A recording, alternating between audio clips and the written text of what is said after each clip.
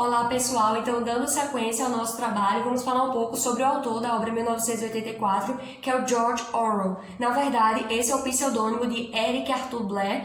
Ele assinava suas obras, utilizando o pseudônimo de George Orwell ou de John Freeman. Ele nasceu em 25 de junho de 1903 na Índia. É um fato bem curioso, quando a Índia estava ali sob domínio do Império Britânico. George Orwell, ele vem de uma família de classe média, alguns acreditam até de classe média alta, e ele estudou durante a sua infância e adolescência em escolas prestigiadas da Inglaterra, o que foi extremamente importante para a sua formação educacional e intelectual. E também, inclusive, em uma dessas escolas, ele foi aluno do Aldous Huxley, autor de Admirável Mundo Novo. Em 1922, ele alistou-se na Polícia Imperial Indiana e seguiu carreira militar durante alguns anos. Mas, com o passar do tempo, ele foi percebendo que aquilo não era para ele e decidiu então dar início à sua carreira literária. Lembrando também que o George Orwell ele foi um grande jornalista da BBC. Em 1933, ele publica sua primeira obra, intitulada Down and Out in Paris and London, na pior em Paris e em Londres, que basicamente consiste num romance autobiográfico, no qual George Orwell vai contar pra gente algumas das experiências que ele vivenciou quando ele decidiu viver como um mendigo perambulando pelas ruas de Paris e de Londres. Isso mesmo, ele teve esse empreendimento social, ele queria fazer um retrato da sociedade, ele queria de forma autêntica. Então ele passa a viver com os mendigos para poder fazer essa análise de como as pessoas das classes menos favorecidas da sociedade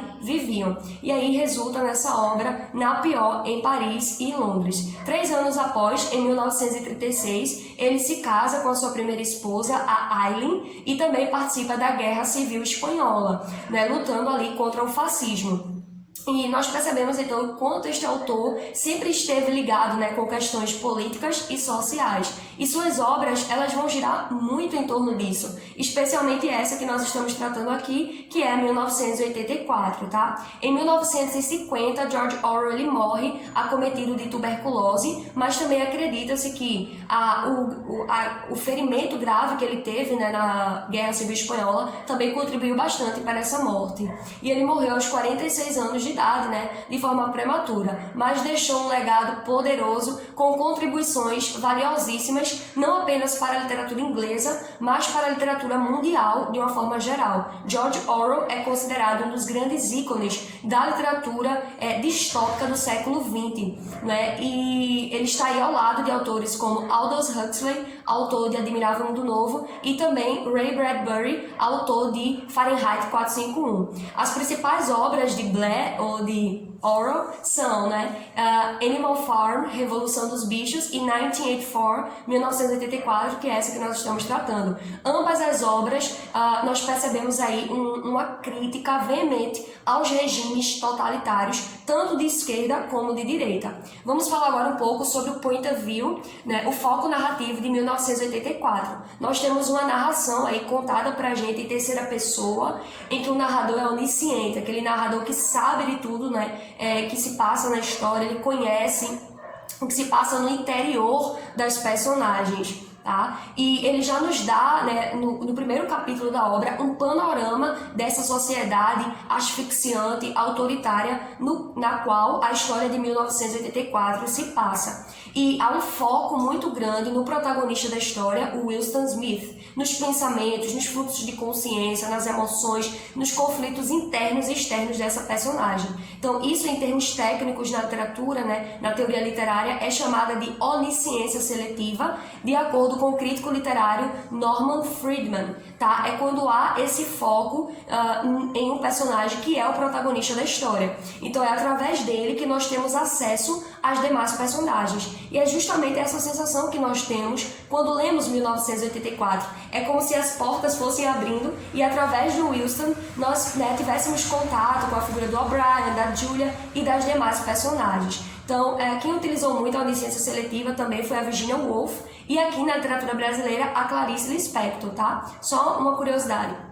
E ainda nessa questão, como eu falei, há um foco muito grande nos pensamentos de Winston. Pensamentos estes que eram considerados criminosos entre aspas, inortodoxos contra a revolução do Big Brother. Ele estava totalmente insatisfeito, né, com esse regime totalitário em voga. Tá? Lembrando também do discurso indireto livre, que se manifesta na obra através das falas, né, das personagens. Então, se você pegar, por exemplo, a terceira parte do livro, naquele interrogatório entre o O'Brien e o Wilson, nós temos as falas ali transliteradas, literalmente, né, das personagens, ou ainda também pode aparecer monólogos. Então, várias vezes nós estamos lendo a obra e, de repente, o narrador interrompe a narração e traz algum recorte de pensamento do Wilson. Também, isso se constitui no discurso indireto livre, ok? Então, esse é um pouco aqui do foco narrativo de 1984. Também trouxe para vocês 4 exemplos de figuras de linguagem, figures of speech,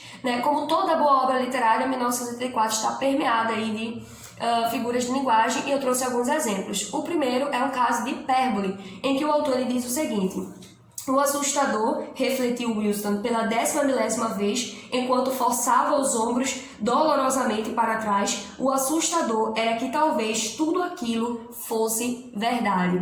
Então, esse é o momento em que o Wilson está pensando, lembrando, né, que antes do Big Brother assumir, né, a Oceânia, ela estava em constante luta contra a Lestácia, né? E a Eurásia, que era sua aliada. Mas depois que o partido assumiu, eles quiseram inculcar na cabeça das pessoas que, na verdade, a Oceânia estava em constante batalha, em constante luta, né, com a Eurásia. Então, ele está refletindo sobre isso. Ele diz que refletiu pela 10ª vez. Então, aqui uma intensidade, uma intensificação, um exagero, a utilização da hipérbole. Outro exemplo de figura de linguagem é a metáfora, e eu coloquei o seguinte exemplo: a vida é uma luta incessante contra a fome ou o frio, ou a insônia, contra um estômago embrulhado ou uma dor de dente. Então, nós temos essa comparação, né?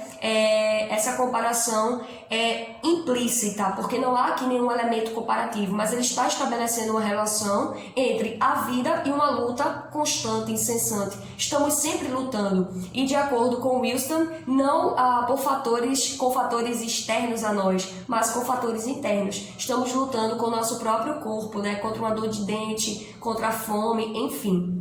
Outra figura é a símile. Então, observe o exemplo. E eles se abraçavam com uma espécie de sensualidade desesperada, como a alma penada, agarrando-se à última migalha de prazer, minutos antes de o relógio dar a hora fatal. Então, aqui a gente tem uma comparação, né? O narrador ele compara o abraço da Julia e do Wilson Smith com a alma penada, que está esperando o relógio bater a hora e a morte chegar, né? E veja aí o elemento comparativo, né? No caso do inglês, o like, estabelecendo essa relação explícita, tá? Então, o Smith e a Julia sabiam que a qualquer momento eles poderiam ser pegos, torturados e mortos pelo partido, né?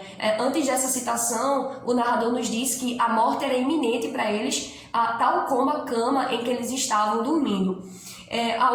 Para encerrar, outra figura de linguagem que eu trouxe é a personification, né, que diz o seguinte: fazia um frio terrível, o vento assobiava por entre os ramos secos e castigava os eventuais crocos de aspecto encardido. Um trecho retirado ali, bem no finalzinho do livro, na terceira parte, né, em que diz que o vento assobiava. Temos aí uma prosopopeia ou personificação, porque atribuímos uma característica humana a um ser inanimado, não tem como o vento assobiar. Perceba que nesse caso a personificação ela cumpre um papel muito importante na questão da descrição da ambientação, né? Esse trecho, como eu falei, é um momento ali na terceira parte em que o Wilson ele vai se reencontrar com a Julia e eles já não são mais os mesmos, né? E veja o clima, estava inverno, fazia frio, o vento assobiava, sabe? Então tem toda essa ambientação para trazer o clima ali da história naquele momento. Também coloquei algumas palavras que nos dão o tom, né, da história.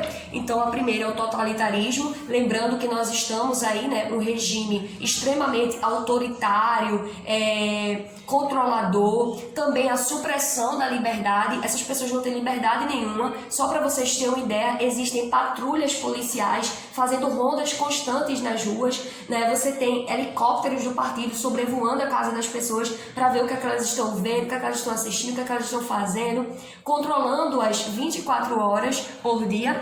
Também nós temos a manipulação midiática, né? O governo utiliza a mídia para elevar, né, a imagem do partido, mostrando que a Oceânia está sempre vencendo as guerras, né, e sempre controlando as pessoas através da mídia. Também temos a alienação da massa, então os proletas, né, aquelas pessoas da classe inferior, que o governo nem se preocupava com eles porque eles estavam já totalmente alienados. Também a anulação do passado, que é uma das coisas que mais chama a minha atenção em 1984 e que mais me incomodou, essa questão deles não se lembrarem, né, do passado, de como as coisas eram antes do Big Brother assumir, a não ser, né, a figura do Smith. Também nós temos a tortura, né, a terceira parte do livro. Vamos ter várias formas de tortura até chegar no clímax, no ápice da tortura do Wilson, que é através dos ratos, né? Lembrando que no quarto 101 eles eram torturados, cada pessoa era torturada da forma, né, daquilo que temia, né, vamos assim dizer. E no caso do Will Smith eram os ratos. E por fim, medo e desesperança, né? Esses personagens ao longo da trama, eles estão sempre com medo, né, de serem pegos, de serem torturados pelo partido. E a desesperança porque nós vamos, enquanto leitores, pelo menos eu fui criando a expectativa, né, de que o Smith conseguiria aí vencer a figura do partido de alguma forma. E ao final ele se pega, né, atenção aqui um pouco de spoiler, mas Matheus já falou sobre o plot, né, então não é spoiler. Ele acaba se pegando aí apaixonado, né, pela figura do grande irmão a quem ele odiava tanto. Para encerrar minha fala, eu trouxe aí 3 passagens marcantes para mim. Tem várias no livro, né, mas eu escolhi essas 3. A primeira diz o seguinte: o O'Brien torturando o Smith. E ele diz assim: quantos dedos, Wilson? 4, pare, como pode continuar com isso? 4. Quantos dedos, Wilson? 5. Então o O'Brien, ele mostra para o Wilson 4 dedos em suas mãos e pede para ele afirmar que ali existem 5 dedos, quando na verdade há 4 dedos. Então mostrando essa questão da manipulação, né? Ele queria que o Wilson fosse contra as leis da matemática. E a princípio ele resiste, mas acaba cedendo, né, por conta ali da tortura que estava muito intensa, a dor que ele estava sentindo. O outro trecho que eu separei também mostra essa questão da tortura, da crueldade, né, de O'Brien, que no início do livro parece tão amigável e depois trai o Wilson daquela forma tão cruel, né? Ele diz o seguinte: nós o esmagaremos, deixaremos você no estado do qual não há retorno. Tudo estará morto dentro de você. Nunca mais lhe será possível experimentar o amor, a amizade, a alegria de viver, o riso, a curiosidade, a coragem ou a integridade. Ficará oco. Vamos espremê-lo até deixá-lo vazio e depois o preencheremos com nós mesmos. Então eu achei uma citação muito forte, não tem nem muito o que comentar, mas veja que ele diz: vamos deixar você oco para que nós possamos preencher você com as nossas ideologias, com as nossas crenças. É muito forte, né? Essa citação do O'Brien. E por fim, um trecho que é bem significativo do livro, que é quando, ali na terceira parte, o Wilson acaba cedendo, né, à tortura. Ele já tem enfrentado tantas coisas, mas ele não consegue suportar aquela tortura do quarto 101 e acaba cedendo. Ele diz o seguinte: põe a Júlia no meu lugar, faça isso com a Júlia, não comigo, com a Júlia. Não me importa o que aconteça com ela, deixe que esses ratos estraçalhem o rosto dela, que a roam até os ossos. Eu não, Júlia, eu não. E ele acaba também traindo aí a sua amada, né, a Júlia. Então, um trecho também bem significativo da obra. Agora a Diana vai dar sequência aí, trazendo já, caminhando para a conclusão do nosso trabalho.